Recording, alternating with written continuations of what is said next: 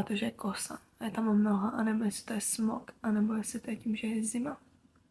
Takže teďka vstanu, nasnídám se, poklidím tady trošku, dám se nějak dohromady, udělám ze sebe člověka. Ukážu vám, jakou mám skincare rutín. Hlavně potřebuji asi pár minut, než mi mozek začne jako 100% fungovat. Nic, pojďme stát. Vítejte v mojí kuchyni. Jinak to pyžamo není žádná póza. To reálně v něm spím už tak poslední měsíc, protože jak jste mohli vidět, tak spím u okna. A přestože tam jakoby jsou dvě vrstvy, tak je u toho okna fakt jako reálně zima. A třeba zrovna včera v noci bylo prostě -9, jo, takže mě bývá v noci zima. A tohle je nejteplejší pyžamo, který vlastním, takže ano, je mi 10 a spím v paním pyžamu. Musím dělat čajík a snídaní budu mít banana bread, který jsem upekla před pár dny. Yep.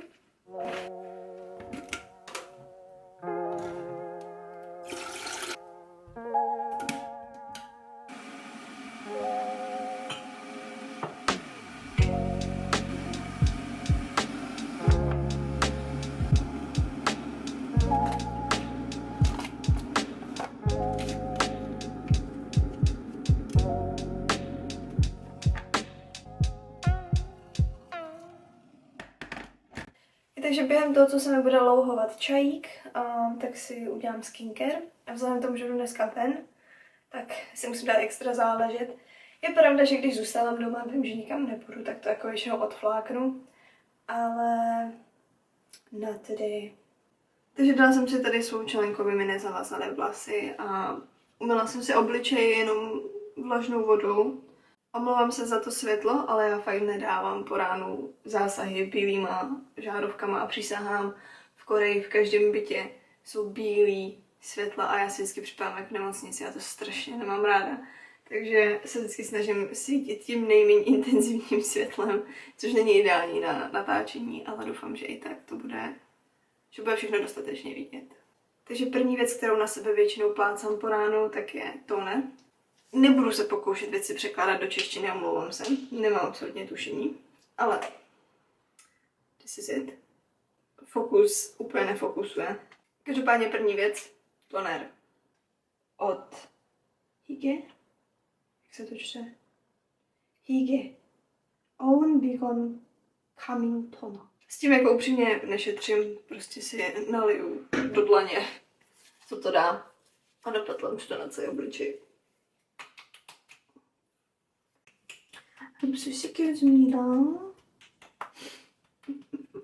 Druhý krok je ampule. Vegan Collagen Firming Ampule od Skin. Já je střídám jak ponožky, upřímně, protože většina z nich má, nevím, 20-30 ml. Maximálně 50. A to se prostě vypotřebuje strašně rychle, takže nemůžu úplně říct, že bych měla nějakou oblíbenou, nebo jako oblíbenou značku vyloženě, co bych jako používala. Já jsem velký nákupčí v akcích, takže v podstatě to, co je v akci, tak to já beru a moc neřeším, co to je. Wow. Samozřejmě jako musíte mít nějaký property, který já chci od toho produktu. Teď je čas na krém. By Wish Trend Propolis Energy Balancing Cream.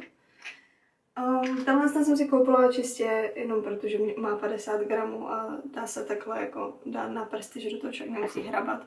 Protože můj krém, který běžně používám, tak ten je jako, že se špachtlí a nabírá se to a prostě na cestování to není ideální, takže jsem si koupila ten, abych mohla to mít jakože v příručáku.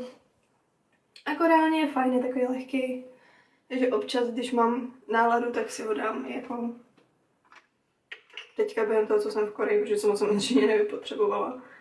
Po krému většinou používám tohle. To Dalba White Truffle Serum. To je takový holy grail skincare v Koreji, přísahám. Podle mě neexistuje Korejka, která by to minimálně neznala a určitě to jako používá strašně velké množství lidí. Je to jako hydratační, dává to takový ten glowy look taky. Je dobrý na vrásky a taky to jakože sjednocování pleti, blablabla. Chápem se.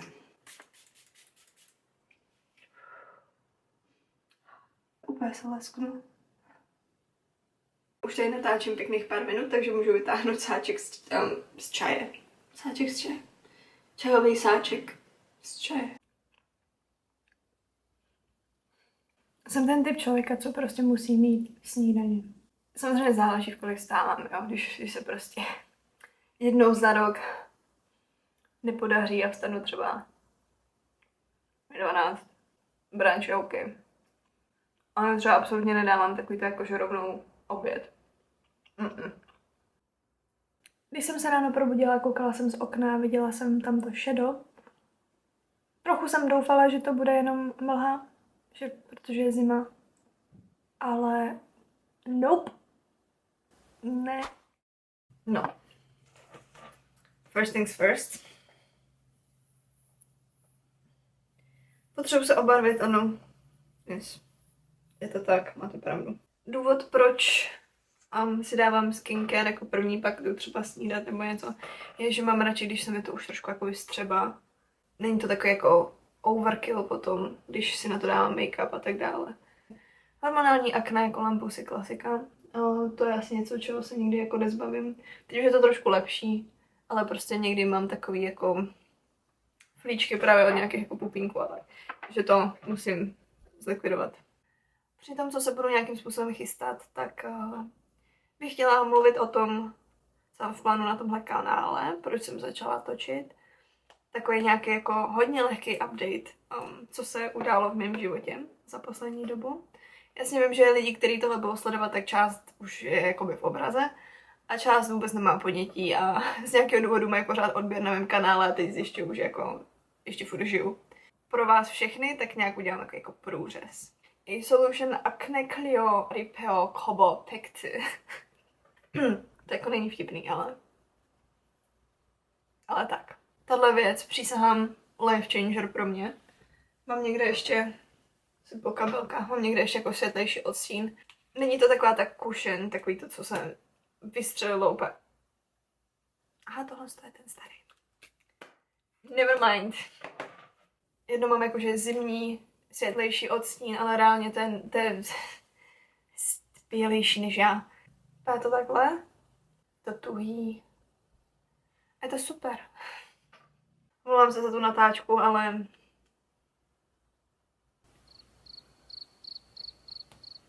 já ní nemám ale. Prostě život s Afinkou, co vám budu vyprávět. Jak je to prostě bílý.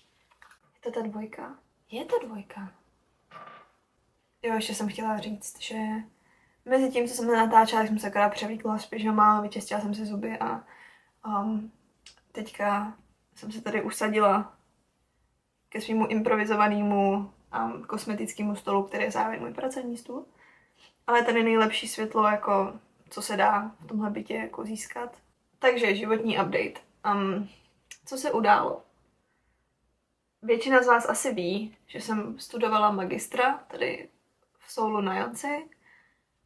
Na poslední semestr, kdy jsem psala diplomku, tak jsem se odstěhovala ze Soulu, takže bydlím v podstatě jako na hranicích se Soulem. Chápu, že to není pro každýho, protože prostě život v Soulu svým způsobem v nějakých věcech je asi jednodušší, obzvlášť pokud se jako scházíte s přáteli, máte tam jako práci nebo tak make sense. Ale pro mě prostě tohle to byla volba.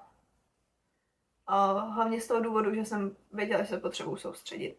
Že pokud prostě budu bydlet na Šinčanu, kde jsem dřív bydlela, což je taková studentská čtvrť, a mám tam všechny kamarády, tak pokud budu tam, tak se v životě nedokopu napsat tu diplomku.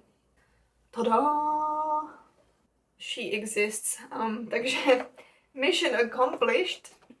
To bylo jako asi nejhorší období mýho života, jako studijního určitě, protože reálně jsem si sáhla na absolutní dno a v životě jsem nebyla tak psychicky a fyzicky úplně na kaši, jako při psaní téhle diplomky. Na to bych mohla natočit celý jako video zvlášť. Diplomka dopsána, takže jsem magister. Master of Arts, nebo jak se tomu říká tady. Měla jsem promoci v srpnu. Ten prostoj mezi tím a byl pro mě takový, já ani nevím, jak to říct. Bylo to náročný, protože najednou člověk, který celý život se za něčím žene a dosáhne toho, tak ztratí jako smysl života v úvozovkách. Já jako neplánuju až tak moc dopředu, vždycky si zvolím nějaký cíl a zatím se ženu jak závodní kůň. Teďka vlastně, jak to skončilo, tak jsem byla docela jako v depresi, abych pravdu řekla. Protože jsem vlastně nevěděla, co mám dělat se sebou. Na jednu stranu jsem si říkala, jo, zasloužíš si odpočinout a prostě nic nedělat, třeba měsíc, reálně nic nedělat.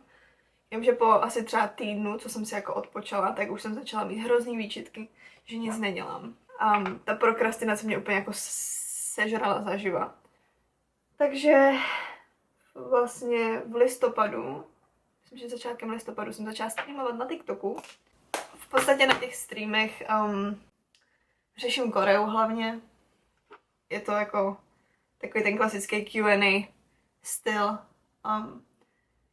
že odpovídám na otázky ohledně čehokoliv, co se týče Koreje, korejštiny.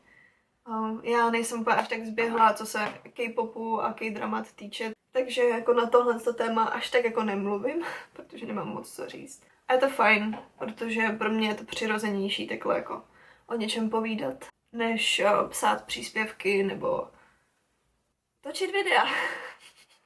Už strašně dlouho jsem chtěla začít zase točit na YouTube, protože dřív mě to bavilo a zvládala jsem během studia dávat ven videa. Když jsem byla poprvé v Koreji, ty videa jsou furt ještě up.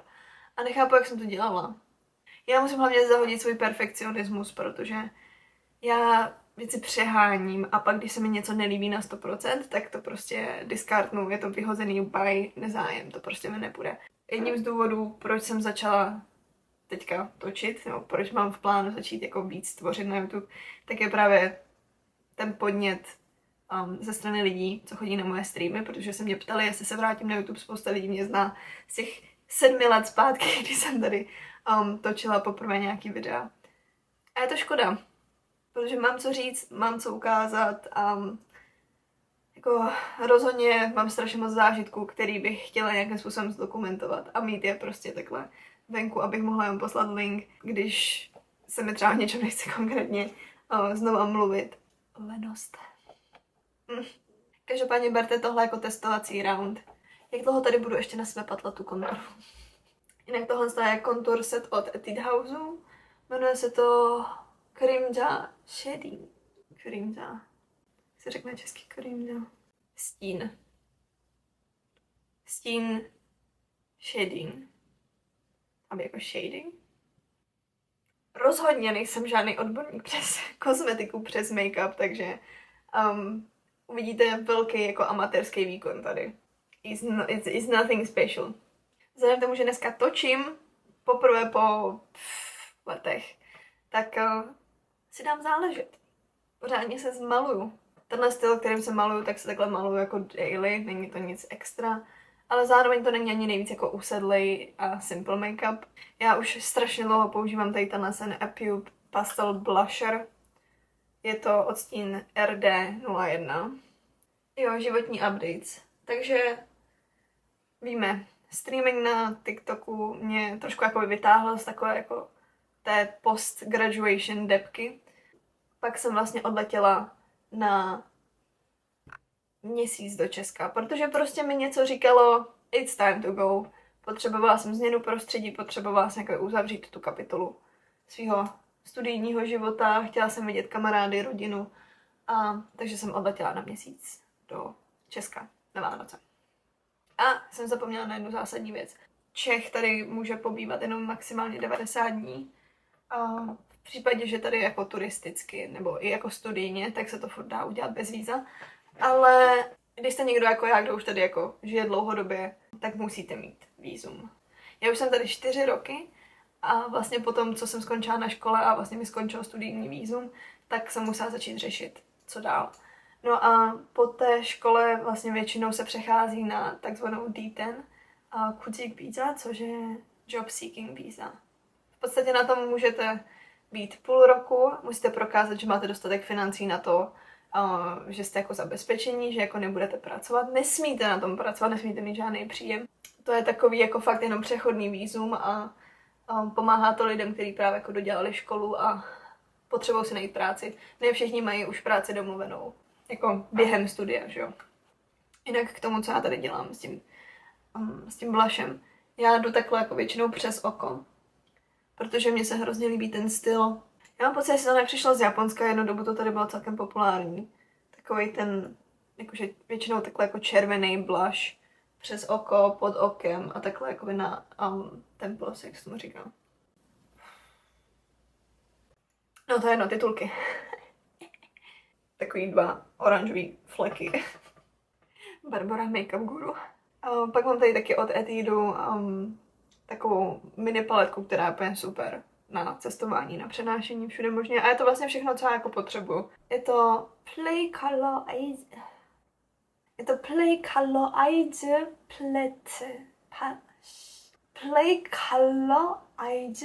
Palette.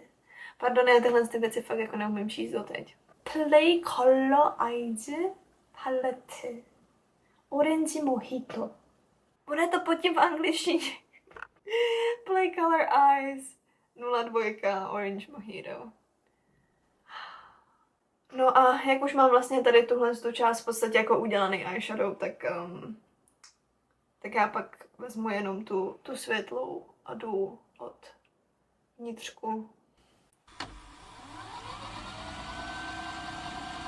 Od listopadu po prosinec jsem dělala online integrační kurz pro cizince, což v podstatě i na konci dostanete takový papír, který je vám potom k dobru, když chcete měnit vízum a chcete trvalý pobyt v Koreji. Tahle věc mi zabrala měsíc a potom, co jsem se vrátila z Česka, tak jsem se jako týden učila velmi intenzivně, já jakožto největší šprt.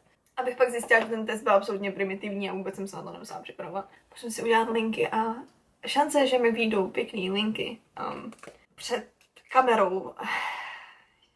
Používám tyhle linky. Odstín Oreo. Nice.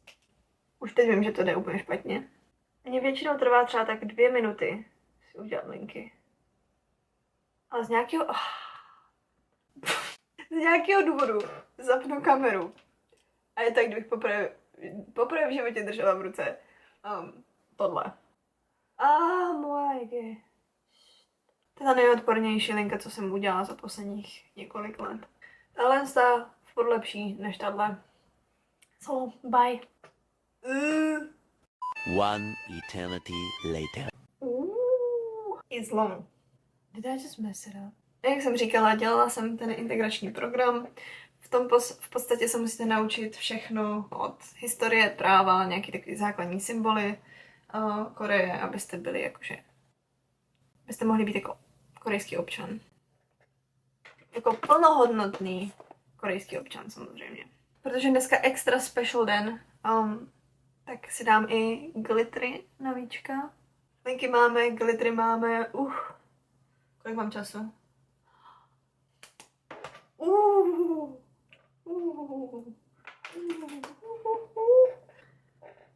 Řasenka. No a abych dořekla, co se vlastně jako událo v poslední době, tak jsem byla nemocná 2 týdny, což mi udělalo trošku čáru přes rozpočet a pak jsem řešila to svoje vízum, prodloužení a eventuálně změnu a teďka momentálně komunikuju s jednou agenturou, která by mě snad měla vzít pod sebe a já si budu moct zažádat o dlouhodobý pobyt v Koreji, takže to by bylo úplně ideální.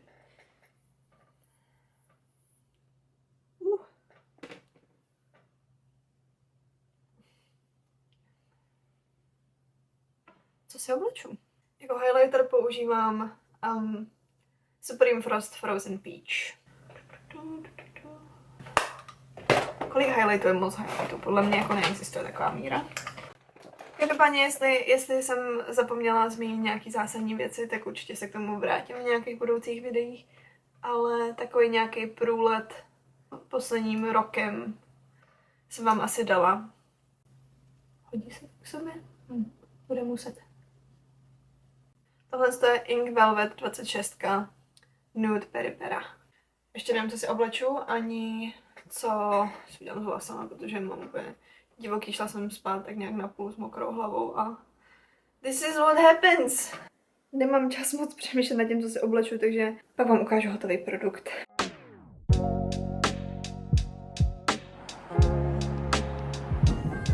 이번 역은 청량리, 청량리역입니다.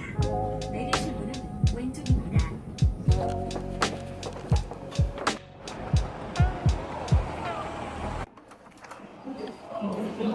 Hello. Here she is.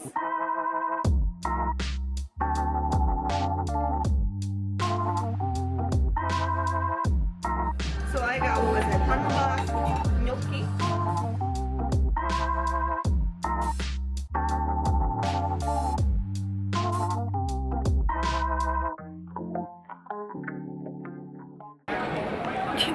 Okay, so we finished the lunch and now we're heading to a cafe. But we're so crusty and rusty, we always go to the same place. The same place all Every the time. time. Eat the same thing, go to the same place. We're no gem. Literally no gym. 저도 아이스 아메리카노 할 건데 여기 뭐지? 약간 산미가 있는 거 원두가 있었어요. 혹시 2번 원두가 산미가 있는 거? 아, 네, 그럼 그걸로 주세요. 아, 저 이런 거 있는데 혹시 그거 써도 될까요? 아 이거 그럼 이걸로 그냥 해서 네, 네, 네. 감사합니다.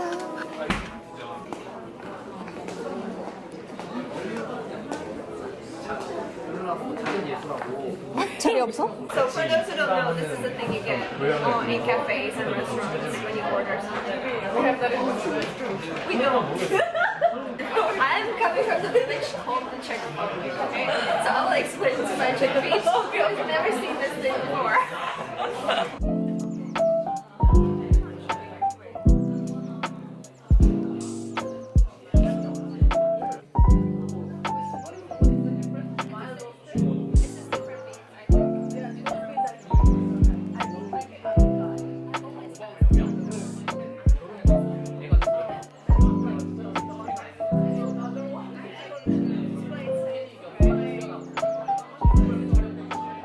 This is what Korea does to you. You only reduce your preferences to ice americanos.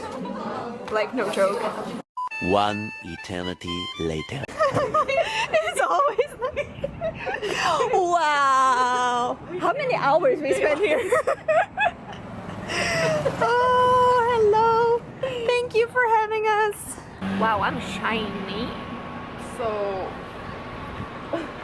but we're not done. We're not going home. We're not. We're going to have burger. Yep. Because we're on diet, obviously. Obviously. Look at all the smog situation happening. It's so nasty. No bread. Okay. Where is it? Where is it? It better be here. Because otherwise. 있어? I want 감자튀김. Cola because I'm very healthy. Our number is 5087. I see my face peeling off. What is going on? Oh my god. What is going on? Let me fix my face.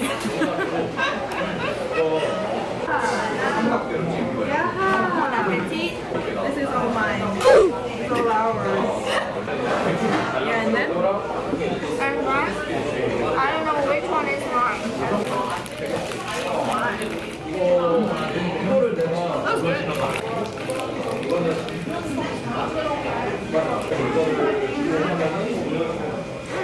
Okay, I have a mayo. We are done today. What time is it? It's fine now. 몇 시부터? What? We've been our typical. I'm so sure.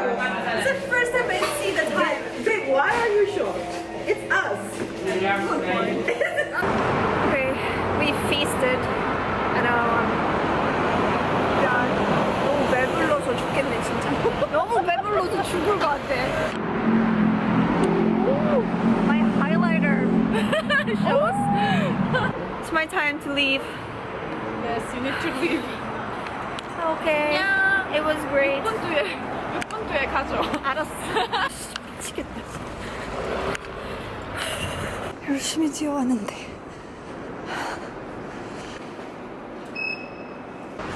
Jedna z cool věcí na Koreji jsou tady tyhle ty světla. Takže i když koukáte do telefonu, tak pořád vidíte, jaký světlo svítí. 10:30 večer. Jsem teďka dorazila domů, úplně hroznou žízeň. Jsem unavená, uběhaná, vypovídaná, ale to neznamená, že můj den skončil. Zapínám stream za chviličku. Vlastně ani nevím, co chci dodat. Zapínám stream, dávám se dohromady a ještě pokračujeme. Takže mám za sebou 1,5 hodiny dlouhý stream. Bylo to super. Lidi, skvělý, miluju. Překvapivě streamování pro český lidi na TikToku je mnohem lepší, než jsem čekala. Já jsem prostě měla nějaký jako trošku předsudky o TikToku obecně.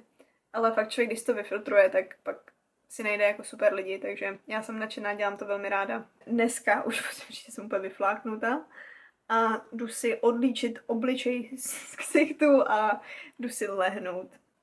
Uvidíme si, jestli tam dáme ještě skincare. Ta se stejně pro mě jako nějak moc nemění, jestli to je večer nebo ráno. Same old a odličování, to je nuda, to nikoho nezajímá. Jdu do sprchy.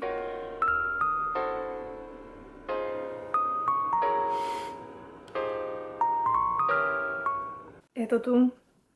Kolik je? 3:45 ráno. Mám reálně poslední 3 minuty na nahrátí nějakého závěru a mám toho strašně moc, co bych chtěla říct. Ale let's keep it simple. Doufám, že se vám tohle video líbilo. Budu moc ráda za jakýkoliv komentář, připomínku, like, cokoliv, co mě budete chtít podpořit. A budu se těšit na vás u dalšího videa. Takže jako dřív, 안녕!